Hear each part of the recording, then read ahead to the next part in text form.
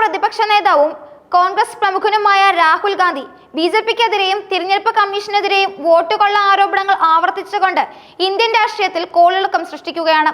Indian ജനാധിപത്യത്തിന്റെ BJP പരസ്യമായി കശാപ്പ് ചെയ്യുകയാണെന്നും തിരഞ്ഞെടുപ്പ് കമ്മീഷനുമായി ചേർന്ന് രാജ്യവ്യാപകമായി വോട്ട് മോഷണം നടത്തുകയും ആണെന്നാണ് അദ്ദേഹത്തിന്റെ ഏറ്റവും പുതിയ ആരോപണം.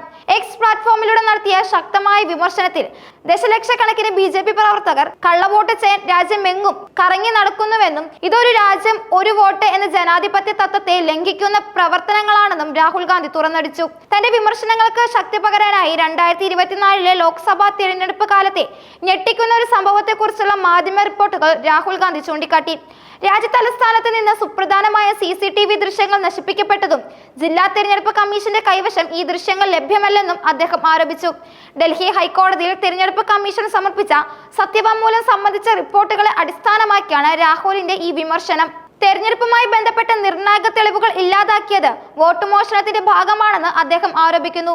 ബീഹാർ ഉൾപ്പെടെയുള്ള സംസ്ഥാനങ്ങളിൽ റിപ്പോർട്ട് ചെയ്യപ്പെട്ട തിരഞ്ഞെടുപ്പ് ക്രമക്കേടുകളും ഈ വോട്ട് കൊള്ളയ്ക്ക് ഉദാഹരണമാണെന്ന് അദ്ദേഹം വ്യക്തമാക്കി. വോട്ട് കൊള്ള എന്ന ആരോപണം രാഹുൽ ഗാന്ധി ആവർത്തിക്കുന്നത് ഇതാദ്യമായല്ല.